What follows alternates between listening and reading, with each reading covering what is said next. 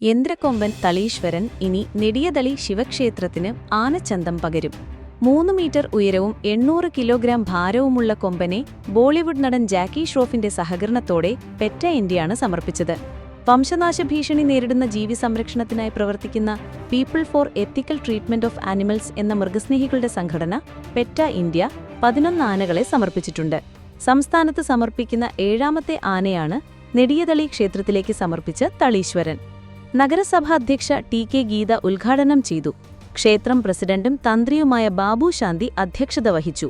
കൗൺസിലർമാരായ കെ.ആർ. ജൈത്രൻ, നഗരസഭാ പ്രതിപക്ഷ നേതാവ് ടി.എസ്. സജീവൻ, വ്യാപാരി വ്യവസായി ഏകോപന സമിതി ജില്ലാ general secretary NR. Vinod Kumar, ക്ഷേത്ര കമ്മിറ്റി പ്രസിഡന്റ് നടുമുറി ബാബു ശാന്തി, സി.ആർ. രാമചന്ദ്രൻ, രാജൻ കോവിൽപ്പറമ്പിൽ എന്നിവർ പ്രസംഗിച്ചു. ചാലക്കുടി സ്വദേശി പ്രശാന്താണ് ആനയെ നിർമ്മിച്ചത്. സമർപ്പണ ചടങ്ങിനു ശേഷം ബെന്നി ബഹനാൻ എം.പി. യന്ത്രക്കൊമ്പനെ കാണാനെത്തി. ഭാര്യയുടെ കാമുകനും സുഹൃത്തും ചേർന്ന് ക്രൂരമായി ആക്രമിച്ചതിനെ തുടർന്ന് മേക്കപ്പ് ആർട്ടിസ്റ്റ് മരിച്ച സംഭവത്തിൽ കൂടുതൽ വിവരങ്ങൾ പുറത്ത്. സിനിമയിൽ മേക്കപ്പ് ആർട്ടിസ്റ്റായ ഭരത് അഹീറയുടെ കൊലപാതകത്തിൽ ഭാര്യ രാജശ്രീ, സുഹൃത്ത് രംഗ എന്നിവരെ കഴിഞ്ഞ ദിവസം പോലീസ് അറസ്റ്റ് ചെയ്തിരുന്നു. രാജശ്രീയുടെ കാമുകൻ ചന്ദ്രശേഖർ എന്നയാൾക്കായി പോലീസ് തിരച്ചിൽ തുടരുകയാണ്. കൃത്യമായ ആസൂത്രണത്തോടെയാണ് ഭരത് അഹീറയെ ഭാര്യയും കാമുകനും സഹായിയും ചേർന്ന് കൊലപ്പെടുത്തിയതെന്ന് പോലീസ് പറഞ്ഞു. ജൂലൈ 19-നാണ് പരിക്കേറ്റ ഭരത് അഹീറയെ മലാഡിലെ ആശുപത്രിയിൽ പ്രവേശിപ്പിച്ചത്. ബൈക്ക് അപകടത്തിൽ പരിക്കേറ്റതാണെന്ന് ആശുപത്രി അധികൃതരോട് പറഞ്ഞിരുന്നു. എന്നാൽ പോലീസ് ആശുപത്രിയിലെത്തി അന്വേഷിച്ചപ്പോൾ ബൈക്ക് അപകടമാണെന്ന് ഭരതും മൊഴി നൽകി.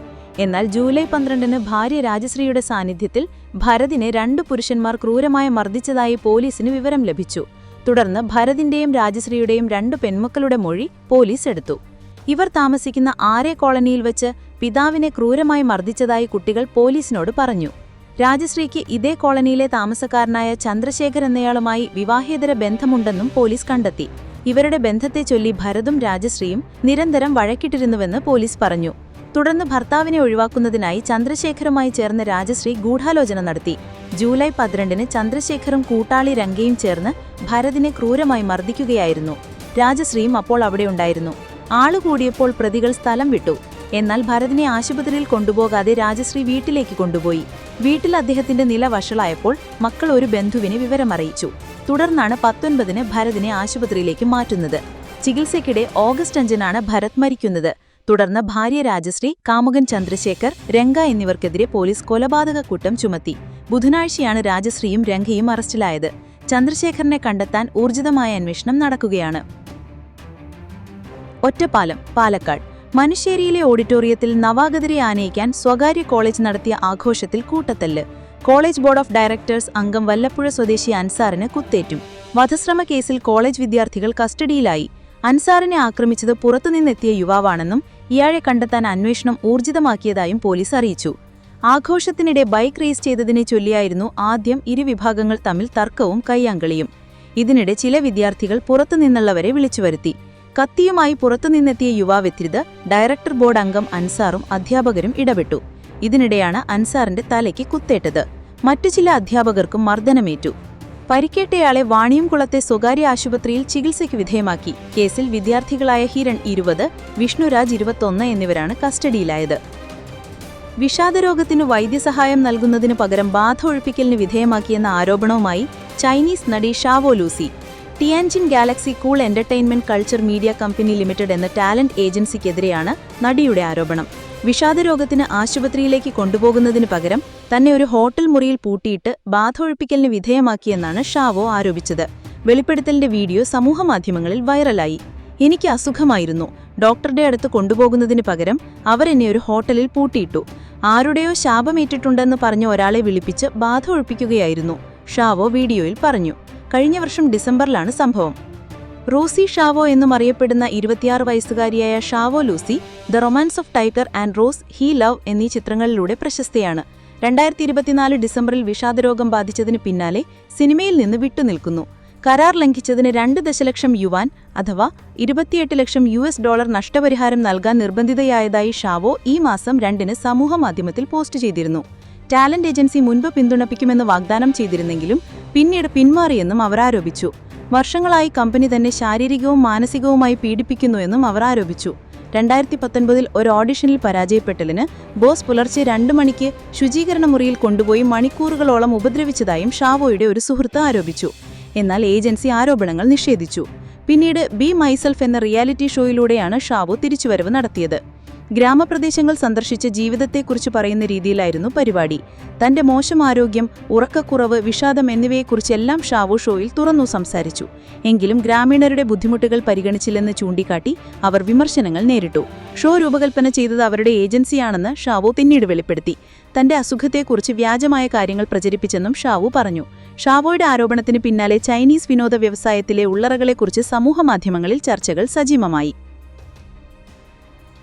ആന്ധ്ര, ഒഡീഷ, ബംഗാൾ ഉൾക്കടലിന് മുകളിലായി സ്ഥിതി ചെയ്യുന്ന ന്യൂനമർദ്ദം ശക്തി കുറഞ്ഞ് ചക്രവാത ചുഴലിയായി ഗുജറാത്തിലേക്ക് നീങ്ങുന്നു.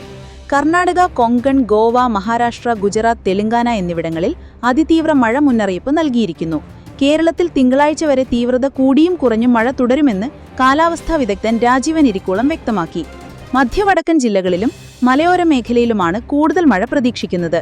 നിലവിൽ കാറ്റും ഇടയ്ക്കിടയ്ക്ക് ശക്തി പ്രാപിക്കുന്നുണ്ട്. കഴിഞ്ഞ 24 മണിക്കൂറിൽ ഇടുക്കി, വയനാട് ജില്ലകളിൽ അതിതീവ്ര മഴയും പാലക്കാട്, കോഴിക്കോട്, തൃശൂർ ജില്ലകളിൽ അതിശക്തമായ മഴയും രേഖപ്പെടുത്തി. ഇനി വീടുകളിലും ചെറുകിട സംരംഭങ്ങൾ തുടങ്ങാൻ പഞ്ചായത്തുകൾക്ക് ലൈസൻസ് നൽകാം. വീടിന്റെ 50% വരെ സ്ഥാപനങ്ങൾ തുടങ്ങാൻ നീക്കുവയ്ക്കാം. ഇതുൾപ്പെടെ പുതുതലമുറയിലെയും നിയമവിധേയമായതുമായ ഏത് സംരംഭത്തിനും ലൈസൻസ് നൽകുന്ന തരത്തിൽ 1996 കേരള പഞ്ചായത്തീരാജ് ഫാക്ടറികൾക്കും വ്യാപാരങ്ങൾക്കും സംരംഭക പ്രവർത്തനങ്ങൾക്കും മറ്റു സേവനങ്ങൾക്കും ലൈസൻസ് നൽകുക എന്ന ചട്ടങ്ങൾ സമഗ്രമായി പരിഷ്കരിച്ച് സർക്കാർ ഉടൻ വിജ്ഞാപനം പുറത്തിറക്കും. വീട്ടിൽ പ്രവർത്തിക്കുന്ന കുടിൽ വ്യവസായങ്ങൾക്കും മറ്റു വാണിജ്യ സേവനങ്ങൾക്കും നിലവിൽ ലൈസൻസ് അനുവദിക്കുന്നില്ല. ചട്ടങ്ങൾ മാറുന്നതോടെ ബാങ്ക് വായ്പ, GST രജിസ്ട്രേഷൻ, വിവിധ ഗ്രാന്റുകൾ കിട്ടുന്നതിലുൾപ്പെടെയുള്ള തടസ്സത്തിന് പരിഹാരമാകും. നിലവിലെ ചട്ടത്തിൽ ലൈസൻസ് നൽകാൻ സാധിക്കുന്ന 150-ൽ പരം സേവനങ്ങളും സംരംഭങ്ങളും മാത്രമാണുള്ളത്. നഗരസഭകളുടെയും കോർപ്പറേഷനുകളുടെയും സംരംഭക ലൈസൻസ് ചട്ടങ്ങൾ പിന്നീട് പരിഷ്കരിക്കും. ഒരിക്കൽ വാങ്ങിയ അനുമതി സംരംഭകൻ മാറിയാലും സംരംഭക രീതിക്ക് മാറ്റമില്ലെങ്കിൽ കൈമാറാം. ലൈസൻസ് അന്ന് തന്നെ പുതുക്കാൻ ഫാസ്റ്റ് ട്രാക്ക് സംവിധാനം. ലൈസൻസ് അനുമതി അപേക്ഷകളിൽ നിശ്ചിത സമയത്തിനകം നടപടിയില്ലെങ്കിൽ ഡീംഡ് ലൈസൻസ്. ലൈസൻസ് ഫീസ് പൂർണ്ണമായും മൂലധന നിക്ഷേപത്തിന്റെ അടിസ്ഥാനത്തിലാക്കും. കുറഞ്ഞ മൂലധന നിക്ഷേപമുള്ള സംരംഭങ്ങൾക്ക് പ്രത്യേക സ്ലാബ്. മൂലധന നിക്ഷേപം കണക്കാക്കുമ്പോൾ ഭൂമിയുടെയും കെട്ടിടത്തിന്റെയും വില ഒഴിവാക്കും. സ്ഥാപനങ്ങൾക്കെതിരായ പരാതികളിൽ വിദഗ്ധ ഉപദേശത്തോടെ സമയബന്ധിതമായി തീർപ്പാക്കാൻ സംവിധാനം. ലൈസൻസ് കാലാവധി അവസാനിക്കുന്നത് സാമ്പത്തിക വർഷത്തിന് പകരം ലൈസൻസ് തീയതി മുതൽ 1 വർഷം. ചട്ടങ്ങളിൽ സംരംഭങ്ങളെ കാറ്റഗറി 1, 2 എന്നിങ്ങനെ തരംതിരിക്കും. കാറ്റഗറി 1 ഉൽപ്പാദന യൂണിറ്റുകളാണ്. അവയിൽ സംസ്ഥാന മലിനീകരണ നിയന്ത്രണ ബോർഡിന്റെ വൈറ്റ്, ഗ്രീൻ വിഭാഗത്തിലെ യൂണിറ്റുകൾക്ക് പഞ്ചായത്തിന്റെ ലൈസൻസ് ആവശ്യമില്ല. പകരം അവ രജിസ്റ്റർ ചെയ്താൽ മതി. റെഡ്, ഓറഞ്ച് വിഭാഗങ്ങളിലെ യൂണിറ്റുകൾക്ക് പഞ്ചായത്തിന്റെ ലൈസൻസ് ആവശ്യമാണ്. വ്യാപാരം, വാണിജ്യം, സേവനങ്ങൾ എന്നിവ ഉൾപ്പെടുന്ന യൂണിറ്റുകളാണ് കാറ്റഗറി 2. ഇവയ്ക്ക് ലൈസൻസ് നിർബന്ധമാണ്. ഇന്ന് കൊല്ലവർഷം 1201 ചിങ്ങം 1. 13-ാം നൂറ്റാണ്ടിലെയും നൂറ്റാണ്ടിലെ ആദ്യ വർഷത്തിനുമാണ് ഇന്ന് തുടക്കമാകുന്നത്. 12-ാം നൂറ്റാണ്ടിലെ അവസാന വർഷമാണ് ഇന്നലെ അവസാനിച്ചത്. ചിങ്ങത്തിൽ തുടങ്ങി കർക്കിടകത്തിൽ അവസാനിക്കുന്ന മലയാള വർഷത്തിന് AD 825 ജൂലൈ 25 ചൊവ്വാഴ്ച കൊല്ലവർഷം ആരംഭിച്ചതായി ഇൻ ഇന്ത്യൻ എഫറീസ് എന്ന ആധികാരിക ഗ്രന്ഥത്തിൽ രേഖപ്പെടുത്തിയിരിക്കുന്നു. വേണാട് രാജാവായിരുന്ന ഉദയമാർത്താണ്ഡവർമ്മയാണ് കൊല്ലവർഷത്തിന് തുടക്കമിട്ടതെന്നും ശങ്കരാചാര്യർ തുടങ്ങിവെച്ചതാണെന്നും സപ്തർഷി വർഷത്തിന്റെ വകഭേദമാണെന്നും വ്യത്യസ്ത അഭിപ്രായങ്ങളുണ്ട്. മറ്റു വാദങ്ങളുമുണ്ട്. 1834 വരെ തിരുവിതാംകൂറിലെ സർക്കാർ രേഖകളിൽ കൊല്ലവർഷമാണ് ഉപയോഗിച്ചിരുന്നത്. ബ്രിട്ടീഷ് ഭരണത്തിലേക്ക് മാറിയതോടെ ഇംഗ്ലീഷ് വർഷത്തിലേക്ക് മാറി. ചിങ്ങം 1 കേരളത്തിന് കർഷക ദിനവും കൂടിയാണ്. ഐശ്വര്യവും സമൃദ്ധിയും നിറയുന്ന നാളുകളിലേക്ക് മലയാളികൾ പ്രതീക്ഷയോടെ കാൽ നീക്കുന്ന ദിവസം. കർക്കിടകത്തിന്റെ വറുതിയുടെ നാളുകൾ പിന്നിട്ട് ഓണത്തെ വരവേൽക്കാനായി നാടൊരുങ്ങും. ഐശ്വര്യ സമൃദ്ധിയുള്ള കർഷക ദിനമാണ് കേരളത്തിന് ചിങ്ങം 1. ഡൊണറ്റ്സ്ക് വിട്ടുകൊടുക്കണമെന്ന് റഷ്യൻ പ്രസിഡന്റ് വ്ളാഡിമിർ പുടിന്റെ ആവശ്യം യുക്രൈനെ അറിയിച്ച് US പ്രസിഡന്റ് ഡൊണാൾഡ് ട്രംപ്. എന്നാൽ പുടിന്റെ ആവശ്യം യുക്രൈൻ പ്രസിഡന്റ് വോളോഡിമർ സെലൻസ്കി നിരസിച്ചെന്ന് വാർത്താ ഏജൻസി റിപ്പോർട്ട് ചെയ്തു. റഷ്യയുമായുള്ള യുദ്ധം അവസാനിപ്പിക്കാൻ യുക്രൈൻ കരാറിന് തയ്യാറാകണമെന്നും റഷ്യ ഒരു വലിയ ശക്തിയാണ്, യുക്രൈൻ അങ്ങനെയല്ലെന്നും ട്രംപ് ആവശ്യപ്പെട്ടു. യുക്രൈന്റെ കൂടുതൽ പ്രദേശം വിട്ടുനൽകണമെന്ന് അലാസ്ക ഉച്ചകോടിയിൽ ട്രംപിനോട് പുടിൻ ആവശ്യപ്പെട്ടതായാണ് റിപ്പോർട്ടുകൾ. ഡൊണറ്റ്സ്ക് പ്രവിശ്യയുടെ ഭൂരിഭാഗം പ്രദേശം ഉൾപ്പെടെ യുക്രൈന്റെ 1/5 പ്രദേശവും ഇപ്പോൾ റഷ്യയുടെ നിയന്ത്രണത്തിലാണ്. ഡൊണറ്റ്സ്കിൽ 2014 റഷ്യ പ്രവേശിച്ചത്. മോസ്കോയുടെ പ്രധാന ലക്ഷ്യങ്ങളിലൊന്നായ വ്യാവസായിക മേഖലയായ ഡൊണറ്റ്സ്ക് റഷ്യയ്ക്ക് വിട്ടുനൽകാൻ തയ്യാറായാൽ മറ്റു പ്രദേശങ്ങളിലെ മുന്നേറ്റം മരവിപ്പിക്കാൻ തയ്യാറാണെന്ന് പുടിൻ നിലപാട് സ്വീകരിച്ചതായാണ് സൂചന. തീരുവ വർധനയ്ക്കു പിന്നാലെ നിലനിൽക്കുന്ന സാമ്പത്തിക സംഘർഷത്തിന്റെ സാഹചര്യത്തിൽ വ്യാപാര ചർച്ചകൾക്കുള്ള യുഎസ് സംഘത്തിന്റെ ഇന്ത്യ സന്ദർശനം മാറ്റിവെച്ചതായി റിപ്പോർട്ട്. ചർച്ചകൾക്കായി ഓഗസ്റ്റ് 25 മുതൽ 29 വരെ യുഎസ് സംഘം ഇന്ത്യയിലുണ്ടാകുമെന്നായിരുന്നു വിവരം. എന്നാൽ ഇത് റദ്ദാക്കിയതായി NDTV റിപ്പോർട്ട് ചെയ്തു. യുഎസ് പ്രസിഡന്റ് ഡൊണാൾഡ് ട്രംപ് മുൻപ് ഏർപ്പെടുത്തിയ 25% തീരുവയ്ക്കു പുറമെ റഷ്യൻ എണ്ണ ഇറക്കുമതിക്ക് ഇന്ത്യൻ ഉൽപ്പന്നങ്ങൾക്ക് 25% ലെവി ഏർപ്പെടുത്തുമെന്നും പ്രഖ്യാപിച്ച സാഹചര്യത്തിൽ ഇന്ത്യ-യുഎസ് ഉഭകക്ഷി വ്യാപാര കരാറിനെക്കുറിച്ചുള്ള ചർച്ചകൾ നിർണായകമാണ്. കാർഷിക ക്ഷീരവിപണിയിൽ കൂടുതൽ ഇടം വേണമെന്ന യുഎസിന്റെ നിർബന്ധമാണ് കരാറിലെ പ്രധാന തടസ്സങ്ങളിലൊന്ന്. ചെറുകിട കർഷകരുടെ ഉപജീവന മാർഗത്തെ ബാധിക്കുന്നതിനാൽ ഇത് അംഗീകരിക്കാൻ കഴിയില്ലെന്ന് ഇന്ത്യ അറിയിച്ചു. സ്വദേശി, അതായത് ഇന്ത്യയിൽ നിർമ്മിച്ചത്, ഉൽപ്പന്നങ്ങൾക്ക് പ്രോത്സാഹനം നൽകുമെന്നും കർഷകർക്കും ക്ഷീരത്തൊഴിലാളികൾക്കും പിന്തുണ നൽകുമെന്നും വെള്ളിയാഴ്ച സ്വാതന്ത്ര്യദിന പ്രസംഗത്തിൽ പ്രധാനമന്ത്രി നരേന്ദ്രമോദി പറഞ്ഞിരുന്നു. കർഷക താൽപര്യത്തിനെതിരായ ഏതു നയങ്ങളെയും ചെറുക്കാൻ താൻ മതിൽ പോലെ നിൽക്കുമെന്നും പ്രധാനമന്ത്രി പറഞ്ഞു. പുതുചരിത്രം കുറിക്കാനുള്ള സമയമാണെന്നും ലോകവിപണിയെ ഇന്ത്യ ഭരിക്കണമെന്നും അദ്ദേഹം ചെങ്കോട്ടയിൽ നടത്തിയ പ്രസംഗത്തിൽ പറഞ്ഞു. ഇത് ചരിത്രം കുറിക്കാനുള്ള സമയമാണ്. ലോകവിപണിയെ നാം ഭരിക്കണം. ഉൽപ്പാദന ചെലവ് കുറയ്ക്കണം. ഗുണനിലവാരമുള്ള ഉൽപ്പന്നങ്ങൾ നിർമ്മിച്ച് ആഗോള വിപണികളിൽ നമ്മുടെ കഴിവ് തെളിയിക്കേണ്ട സമയമാണിത്. കുറഞ്ഞ വില, ഉയർന്ന നിലവാരം എന്നതായിരിക്കണം നമ്മുടെ ലക്ഷ്യം. മറ്റു രാജ്യങ്ങളെക്കുറിച്ച് ആശങ്കപ്പെടേണ്ടതില്ല. ലക്ഷ്യം കാണാൻ നമുക്ക് മുന്നോട്ടു പോകേണ്ട സമയമാണിത്, മോദി പറഞ്ഞു. കഴിഞ്ഞ മാസം ഇസ്രയേൽ സന്ദർശിച്ച ദക്ഷിണ സുഡാൻ വിദേശകാര്യമന്ത്രി സെമയ്യ കുംബയുമായി ഇക്കാര്യത്തിൽ പ്രാഥമിക ചർച്ച നടന്നതായി വാർത്താ ഏജൻസി റോയിറ്റേഴ്സ് റിപ്പോർട്ട് ചെയ്തു. ഗാസ വിട്ടുപോകാൻ ആഗ്രഹിക്കുന്നവർക്ക് ഒരു ലക്ഷ്യസ്ഥാനം കണ്ടെത്താൻ ഏതാനും രാജ്യങ്ങളുമായി ബന്ധപ്പെട്ടതായി ഇസ്രയേൽ പ്രധാനമന്ത്രി ബെന്യാമിൻ നെതന്യാഹു കുംബയുമായുള്ള ചർച്ചയ്ക്ക് ശേഷം പറഞ്ഞിരുന്നു. ഇത് സംബന്ധിച്ച ചോദ്യങ്ങളോട് പ്രതികരിക്കാൻ നെതന്യാഹുവോ വിദേശകാര്യ വകുപ്പോ തയ്യാറായില്ലെന്ന് റോയിറ്റേഴ്സ് പറഞ്ഞു. എന്നാൽ വാർത്തകൾ അടിസ്ഥാനപരമല്ലെന്ന് ദക്ഷിണ സുഡാൻ അധികൃതർ പറഞ്ഞു. പലസ്തീൻ ജനതയെ നാടുകടത്താനുള്ള ഏതു പദ്ധതിയെയും എതിർക്കുമെന്നും പലസ്തീനും അറിയിച്ചു. ഹമാസ് പ്രതികരിച്ചില്ല. യുഎസും ഒഴിഞ്ഞുമാറി. ഇസ്രായേൽ ഉപരോധം കാരണം ആഹാരവും അവശ്യവസ്തുക്കളും കിട്ടാതെ ദുരിതത്തിലായ ഗാസയിൽ 11 പേർ കൂടി പട്ടിണി കാരണം മരിച്ചു. ഇതിൽ ഒരു കുട്ടിയുമുണ്ട്. സഹായ വിതരണ കേന്ദ്രത്തിനു നേരെയുണ്ടായ ഇസ്രായേൽ ആക്രമണത്തിൽ 12 പേരും കൊല്ലപ്പെട്ടു. ഇതുൾപ്പെടെ ഇന്നലെ കുറഞ്ഞത് 25 പേർ കൊല്ലപ്പെട്ടു. ഇസ്രായേൽ ആക്രമണത്തിൽ കൊല്ലപ്പെട്ടവരിൽ 2.5 വയസ്സ് മാത്രം പ്രായമുള്ള കുഞ്ഞും മാതാപിതാക്കളുമുണ്ട്. ഹമാസിന്റെ സൈനിക ശക്തി ഇല്ലാതാക്കുകയാണെന്നും സാധാരണക്കാരെ ബാധിക്കാതിരിക്കാൻ മുൻകരുതലുകൾ എടുക്കുന്നുണ്ടെന്നും കൂടുതൽ വിവരങ്ങൾ ലഭിക്കാതെ ഈ ആക്രമണത്തെക്കുറിച്ച് പ്രതികരിക്കാൻ കഴിയില്ലെന്നും ഇസ്രായേൽ സൈന്യം വ്യക്തമാക്കി. Kuwait city. കുവൈറ്റ് വ്യാജമദ്യ ദുരന്തവുമായി ബന്ധപ്പെട്ട പരിശോധനയിൽ 67 പേർ പിടിയിലായി. ഇന്ത്യ, ബംഗ്ലാദേശ്, നേപ്പാൾ എന്നിവിടങ്ങളിൽ നിന്നുള്ളവരായ അറസ്റ്റിലായത്. പിടിയിലായവരിൽ സ്ത്രീകളുമുണ്ട്. 10 വ്യാജ മദ്യനിർമ്മാണ കേന്ദ്രങ്ങളും കണ്ടെത്തി. ഇവ അടച്ചുപൂട്ടിയതായി അധികൃതർ അറിയിച്ചു. General department of criminal investigation, general department of drug control, general department of forensic evidence, ആരോഗ്യ മന്ത്രാലയം എന്നിവ സംയുക്തമായാണ് പരിശോധനയ്ക്ക് നേതൃത്വം നൽകിയത്. വ്യാജമദ്യ ദുരന്തത്തിൽ കണ്ണൂർ ഇരിണാവിലെ പൊങ്കാരൻ സച്ചിൻ ഉൾപ്പെടെ 13 പേർ മരിച്ചിരുന്നു. മറ്റ് 5 മലയാളികൾ ഉൾപ്പെടെ 10 ഇന്ത്യക്കാർ മരിച്ചതായി സൂചനയുണ്ടെങ്കിലും കുവൈറ്റ് അധികൃതരോ ഇന്ത്യൻ എംബസിയോ ഇവരുടെ പേരുവിവരങ്ങൾ വെളിപ്പെടുത്തിയിട്ടില്ല. 63 പേർ ചികിത്സ തേടിയതായി ആരോഗ്യ മന്ത്രാലയം വ്യക്തമാക്കി. ഇവരിൽ 21 പേർക്ക് കാഴ്ച നഷ്ടപ്പെട്ടു. ചികിത്സയിൽ കഴിയുന്നവരിൽ ചിലരുടെ നില അതീവ ഗുരുതരമാണ്. ജിലീബൽ ഷുയൂക്ക് ബ്ലോക്ക് 4 നിന്ന് വാങ്ങിയ മദ്യം കഴിച്ച അഹമ്മദിയ ഫർവാനിയ ഗവർണറേറ്റിലുള്ളവരാണ് ദുരന്തത്തിനിരയായത്. തുടർന്നാണ് മദ്യം നിരോധനമുള്ള കുവൈറ്റിൽ വ്യാജമദ്യം നിർമ്മിച്ചു വിതരണം ചെയ്തവരുടെ വിവരങ്ങൾ അധികൃതർ ശേഖരിച്ച് കർശന നടപടികൾ സ്വീകരിച്ചത്. കൃഷിവകുപ്പിന്റെ കർഷക ദിനാഘോഷമടക്കം വിവിധ പരിപാടികളുടെ ഉദ്ഘാടനത്തിന് ഇന്ന് തൃശൂർ ജില്ലയിലേക്ക് മുഖ്യമന്ത്രി നടത്താനിരുന്ന യാത്ര റദ്ദാക്കി. ഉദ്ഘാടനങ്ങൾ ഓൺലൈനായി നിർവഹിക്കാനാണ് തീരുമാനം. മോശം കാലാവസ്ഥ, റോഡുകളുടെ ദുരവസ്ഥ തുടങ്ങി യാത്ര റദ്ദാക്കലിന് പല കാരണങ്ങൾ പ്രചരിക്കുന്നുണ്ടെങ്കിലും ഔദ്യോഗിക സ്ഥിരീകരണമില്ല. തേക്കിൻകാട് മൈതാനത്ത് കർഷക ദിനാഘോഷത്തിന്റെ സംസ്ഥാനതല ഉദ്ഘാടനം, സാഹിത്യ അക്കാദമിയിൽ അന്താരാഷ്ട്ര സാഹിത്യോത്സവ ഉദ്ഘാടനം, ഹോട്ടൽ ദാസ് കോണ്ടിനെന്റലിൽ കുവൈറ്റ് കലാട്രോസ് പുരസ്കാര സമർപ്പണം എന്നിവരായിരുന്നു മുഖ്യമന്ത്രി പങ്കെടുക്കേണ്ടിയിരുന്ന പരിപാടികൾ. ഇന്നലെ രാത്രി 8:30 തൃശൂരിലെത്തുമെന്നായിരുന്നു പോലീസിനടക്കം ലഭിച്ച അറിയിപ്പ്. ഇതുപ്രകാരം വിപുലമായ സുരക്ഷാ സംവിധാനങ്ങളും ഏർപ്പാടാക്കിയിരുന്നു. എന്നാൽ രാത്രിയാത്ര റദ്ദാക്കിയതായി പോലീസിന് വിവരം ലഭിച്ചു. ഇന്ന് രാവിലെ എത്താനുള്ള സാധ്യത സംഘാടകർ പ്രതീക്ഷിച്ചെങ്കിലും ഓൺലൈനായി മാത്രമേ പങ്കെടുക്കൂ എന്ന വിവരം പിന്നീട് കൈമാറി. ADGP MR അജിത് കുമാറിനെ സംരക്ഷിക്കാൻ ഇടപെടൽ നടത്തിയ മുഖ്യമന്ത്രി പിണറായി വിജയൻ കുറ്റവാളിയാണെന്നും പ്രത്യേകം കേസ് രജിസ്റ്റർ ചെയ്ത് അന്വേഷിക്കണമെന്നും KPCC അധ്യക്ഷൻ സണ്ണി ജോസഫ്. സത്യപ്രതിജ്ഞാ ലംഘനം നടത്തിയ മുഖ്യമന്ത്രി ചുമതലയിലിരിക്കാൻ അർഹനല്ലെന്നും ഉടൻ രാജിവയ്ക്കണമെന്നും അദ്ദേഹം പറഞ്ഞു. അനധികൃത സ്വത്ത് സമ്പാദന ആരോപണ കേസിൽ excise commissioner ADGP MR Ajith കുമാറിന് ക്ലീൻ ചിറ്റ് നൽകിയ വിജിലൻസ് അന്വേഷണത്തിൽ ഗുരുതര വീഴ്ച കോടതി കണ്ടെത്തിയത് മുൻനിർത്തിയാണ് മുഖ്യമന്ത്രിക്കെതിരെ കേസെടുക്കണമെന്ന് സണ്ണി ജോസഫ് ആവശ്യപ്പെട്ടത്. ADGP MR അജിത് കുമാർ 1-ാം പ്രതിയും മുഖ്യമന്ത്രിയുടെ പൊളിറ്റിക്കൽ സെക്രട്ടറി P. ശശി 2-ാം പ്രതിയുമായ കേസിൽ നിയമവിരുദ്ധമായി മുഖ്യമന്ത്രി ഇടപെടൽ നടത്തിയെന്ന് തെളിയിക്കുന്നതാണ് കോടതി വിധിയെന്നും സണ്ണി ജോസഫ് പറഞ്ഞു. തന്റെ അടുത്ത 2 ആളുകളെ രക്ഷിക്കുന്നതിന് മുഖ്യമന്ത്രി പദവി ദുരുപയോഗം ചെയ്തു.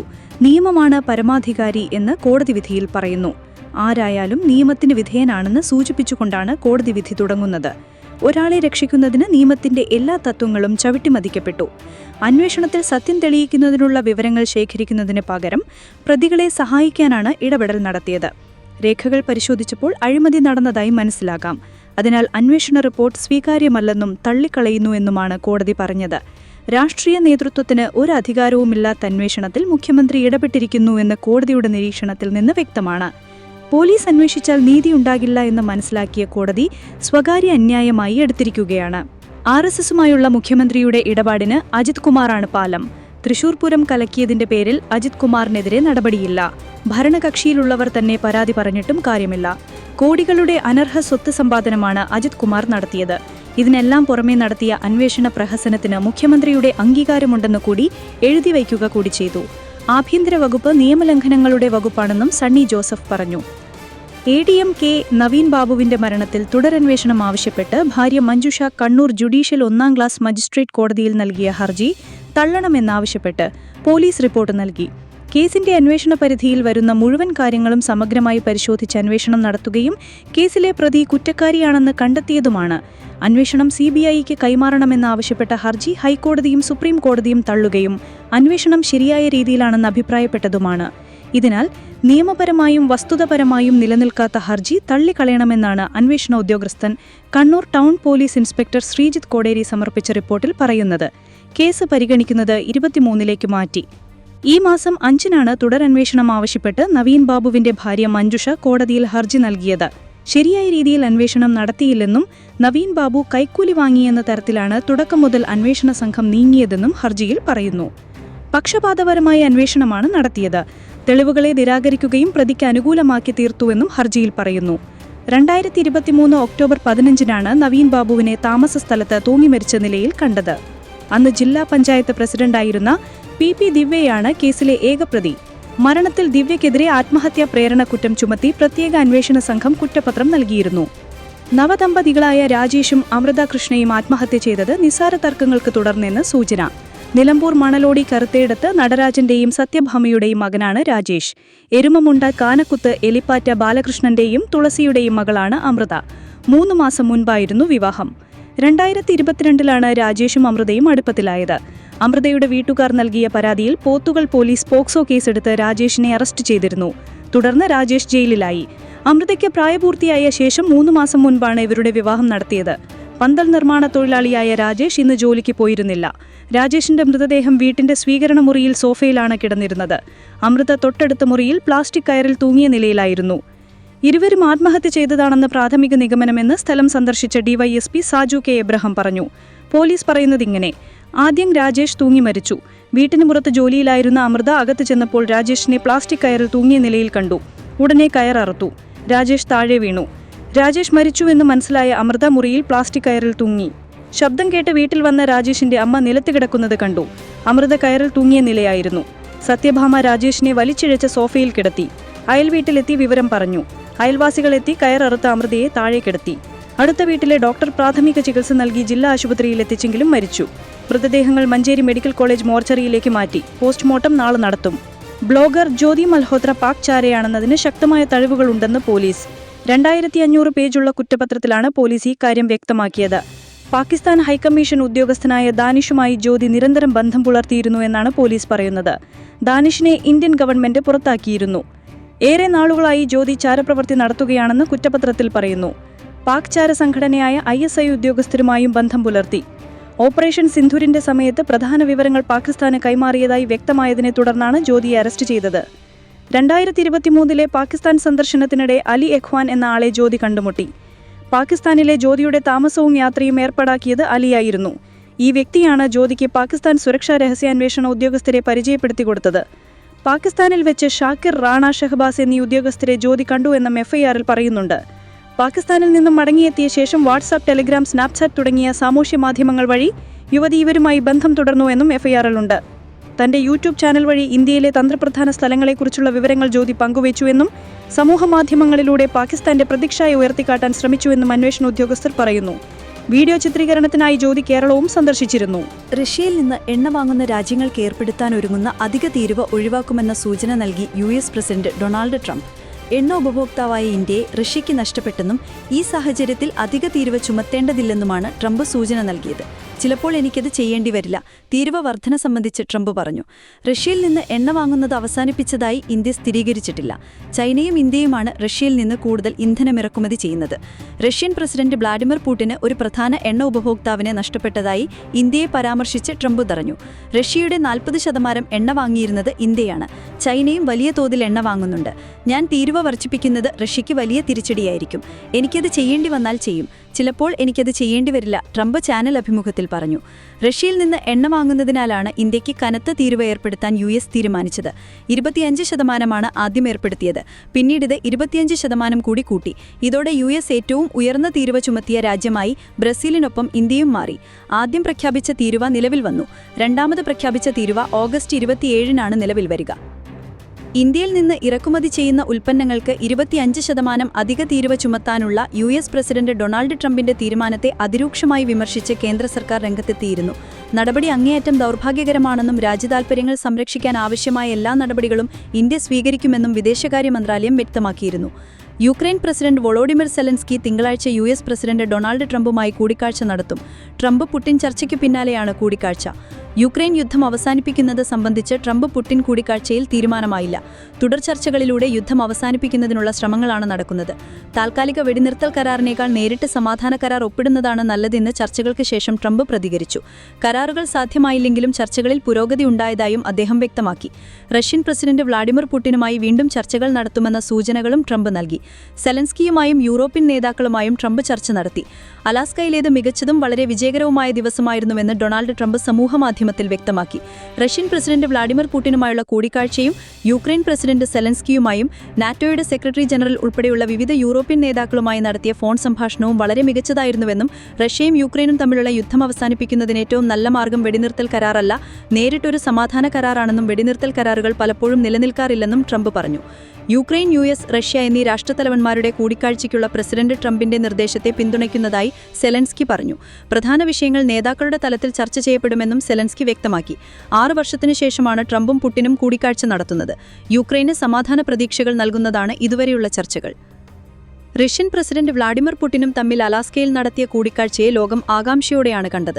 3.5 വർഷമായി തുടരുന്ന യുക്രൈൻ റഷ്യ യുദ്ധം അവസാനിപ്പിക്കാനും സമാധാനം പുനഃസ്ഥാപിക്കാനും കൂടിക്കാഴ്ചയിൽ തീരുമാനമാകുമോ എന്നതായിരുന്നു ലോകരാജ്യങ്ങളുടെ ആകാംക്ഷ. വെടിനിർത്തലില്ല, റഷ്യ യുക്രൈൻ യുദ്ധമായിരുന്നു ചർച്ചാ വിഷയമെങ്കിലും ഇരു രാജ്യങ്ങളും തമ്മിലുള്ള വെടിനിർത്തലിനോ സമാധാന കരാറിനോ കൂടിക്കാഴ്ചയിൽ ധാരണയായില്ല. ക്രിയാത്മക ചർച്ചകൾ. പുടിനും താനും പല കാര്യങ്ങളിലും യോജിച്ചുവെന്നും അതിൽ പുരോഗതിയുണ്ടെന്നും ഡൊണാൾഡ് ട്രംപ് പ്രസ്താവിച്ചു. ചർച്ച സമഗ്രവും ക്രിയാത്മകവുമാണെന്ന് പുടിൻ പറഞ്ഞു. പരിഹരിക്കപ്പെടാത്ത പ്രശ്നങ്ങൾ. പല കാര്യങ്ങളിലും യോജിപ്പുണ്ടെങ്കിലും പരിഹരിക്കപ്പെടാത്ത പ്രശ്നങ്ങളുമുണ്ടെന്ന് ഡൊണാൾഡ് ട്രംപ്. എന്നാൽ പ്രശ്നങ്ങൾ എന്തൊക്കെയാണ് വിശദീകരിച്ചില്ല. പുടിന്റെ നിലപാട്. സമാധാന ശ്രമങ്ങൾക്ക് മുൻപ് സംഘർഷത്തിന്റെ മൂലകാരണങ്ങൾ ഉൾപ്പെടെയുള്ള റഷ്യയുടെ ആശങ്കകൾ പരിഹരിക്കപ്പെടണമെന്ന് പുടിൻ ആവർത്തിച്ചു. യുക്രൈന്റെ അഭാവം. യുക്രൈൻ പ്രസിഡന്റ് വൊളോഡിമിർ സെലൻസ്കി ഉച്ചകോടിയിൽ പങ്കെടുത്തില്ല. ഇത് യുക്രൈന്റെ സമ്മതമില്ലാതെ കരാറുകൾ ഉണ്ടാക്കുന്നതിനെക്കുറിച്ചുള്ള ആശങ്കകൾ ഉയർത്തിയ കീവിന്റെയും സംഘടനകളുടെയും വിമർശനത്തിന് കാരണമായി. കൂടിക്കാഴ്ചയിലെ വിവരങ്ങൾ സെലൻസ്കിയെയും യൂറോപ്യൻ നേതാക്കളെയും താൻ അറിയിക്കുമെന്ന് ഡൊണാൾഡ് ട്രംപ് പറഞ്ഞു. ഭാവി കൂടിക്കാഴ്ചകൾ. ട്രംപുമായുള്ള അടുത്ത കൂടിക്കാഴ്ച മോസ്കോയിൽ നടത്താമെന്ന് നിർദ്ദേശിച്ച പുടിൻ അതിന് ട്രംപിനെ ക്ഷണിക്കുകയും ചെയ്തു. ട്രംപിന്റെ മറുപടിയും അനുകൂലമായിരുന്നു. ചർച്ചകൾ നല്ല ഫലങ്ങൾ നൽകിയാൽ അലാസ്കയിൽ ഒരു ത്രികക്ഷി കൂടിക്കാഴ്ചയ്ക്ക് സെലൻസ്കിയെ ക്ഷണിച്ചേക്കാമെന്നും ട്രംപ് സൂചന നൽകി. സംയുക്ത വാർത്താ സമ്മേളനം. കൂടിക്കാഴ്ചയ്ക്ക് ശേഷം നേതാക്കൾ സംയുക്ത വാർത്താ സമ്മേളനം നടത്തിയെങ്കിലും മാധ്യമപ്രവർത്തകരുടെ ചോദ്യങ്ങളൊന്നും പരിഗണിച്ചില്ല. കാര്യമായ വിശദീകരണങ്ങളും ഉണ്ടായില്ല. US റഷ്യ ബന്ധം. ശീതയുദ്ധകാലത്തിനു ശേഷമുള്ള ഏറ്റവും മോശം അവസ്ഥയിലാണ് ഇപ്പോൾ USഉം റഷ്യയും തമ്മിലുള്ള ബന്ധമെന്ന് പറഞ്ഞ പുടിൻ അത് മികച്ച നിലയിലാകുമെന്ന പ്രതീക്ഷയും പങ്കുവച്ചു.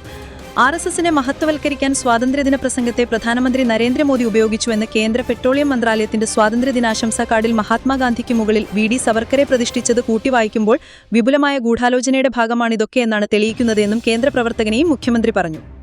ബ്രിട്ടീഷുകാർക്ക് പാദസേവ ചെയ്തവരെ മഹത്വവൽക്കരിക്കാൻ സ്വാതന്ത്ര്യദിനം തന്നെ തിരഞ്ഞെടുത്തത് സ്വാതന്ത്ര്യ സമരത്തെ അപമാനിക്കാനാണെന്നും അദ്ദേഹം പറഞ്ഞു. കേന്ദ്ര പെട്രോളിയം മന്ത്രാലയത്തിന്റെ സ്വാതന്ത്ര്യദിനാശംസാ കാർഡിൽ മഹാത്മാഗാന്ധിക്ക് മുകളിൽ VD സവർക്കറെ പ്രതിഷ്ഠിച്ചത് കൂട്ടിവായിക്കുമ്പോൾ വിപുലമായ ഗൂഢാലോചനയുടെ ഭാഗമാണിതൊക്കെയെന്നാണ് തെളിയിക്കുന്നതെന്ന് മുഖ്യമന്ത്രി പറഞ്ഞു. സ്വാതന്ത്ര്യ സമരഘട്ടങ്ങളിലാകെ അതിനോട് പിന്തിരിഞ്ഞു നിന്ന RSS ദേശീയ പ്രസ്ഥാനത്തിൽ തങ്ങൾക്കും പങ്കുണ്ടെന്ന് സ്ഥാപിച്ചെടുക്കാനുള്ള ശ്രമങ്ങളാണ് നടത്തുന്നതെന്നും ഓഗസ്റ്റ് 14 വിഭജന ഭീതിയുടെ ഓർമ്മദിനമായി ആചരിക്കാൻ ആഹ്വാനം ചെയ്തവർക്ക് സ്വാതന്ത്ര്യദിനത്തോട് എന്ത് മതിപ്പാണുള്ളതെന്നും മുഖ്യമന്ത്രി ചോദിച്ചു. വെറുപ്പിന്റെയും വർഗീയതയുടെയും കലാപങ്ങളുടെയും വിഴുപ്പുഭാരമാണ് RSS പേറി നടക്കുന്നത്. മനുഷ്യത്വവിരുദ്ധമായ വിഭാഗീയതയുടെ പ്രത്യയശാസ്ത്രം ചുമന്നു നടക്കുന്നവർക്ക് കൈയിട്ട് വാരാനുള്ളതല്ല ഇന്ത്യയുടെ മഹിതമായ സ്വാതന്ത്ര്യസമര ചരിത്രമെന്നും മനുഷ്യസ്നേഹത്തിന്റെയും പാരസ്പര്യത്തിന്റെയും ചരിത്രത്തെ കുഴിച്ചുമൂടി വെറുപ്പിനെ പകരം വയ്ക്കാനുള്ള ഏത് നീക്കത്തെയും രാജ്യം ഒറ്റക്കെട്ടായി നിന്ന് നേരിടേണ്ടതുണ്ടെന്ന് മുഖ്യമന്ത്രി പറഞ്ഞു. ന്യൂഡൽഹി യമുന നദിയിൽ ജലനിരപ്പ് അപകടകരമായ നിലയിലേക്ക് ഉയർന്നുവരികയാണ്. ശനിയാഴ്ച രാവിലെ ഡൽഹിയിലെ പഴയ റെയിൽവേ പാലത്തിൽ യമുന നദിയിലെ ജലനിരപ്പ് 205.22 മീറ്ററിലെത്തി. അപകടനിരപ്പായി 205.33 മീറ്ററിൽ നിന്ന് ഏതാനും അടി താഴെയാണ് നിലവിലെ ജലനിരപ്പ്. സ്ഥിതിഗതികൾ നിരീക്ഷിച്ചു വരികയാണെന്നും വെള്ളപ്പൊക്കത്തിന് സമാനമായ സാഹചര്യം നേരിടാൻ മുൻകരുതൽ നടപടികൾ സ്വീകരിക്കാൻ ആവശ്യമായ എല്ലാ ഏജൻസികളോടും ആവശ്യപ്പെട്ടിട്ടുണ്ടെന്നും അധികൃതർ പറഞ്ഞു. ജലനിരപ്പ് ഇനിയും ഉയരാൻ സാധ്യതയുണ്ടെന്നാണ് കാലാവസ്ഥാ വകുപ്പിന്റെ പ്രവചനം. വസീറാബാദും ഹത്നിക്കുണ്ട് ബാരേജുകളിൽ നിന്നും ഓരോ മണിക്കൂറിലും ഉയർന്ന അളവിൽ വെള്ളം പുറത്തേക്ക് ഒഴുകുന്നതാണ് ജലനിരപ്പ് ഉയരാൻ കാരണം. വെള്ളപ്പൊക്ക നിയന്ത്രണ വകുപ്പിന്റെ കണക്കനുസരിച്ച് ഹത്നിക്കുണ്ട് ബാരേജിൽ നിന്നും മണിക്കൂറിൽ 38,997 ക്യൂസെക്കും വെള്ളവും വസീറാബാദിൽ നിന്നും മണിക്കൂറിൽ 45,620 ക്യൂസെക്ക് വെള്ളവും തുറന്നുവിടുകയാണ്.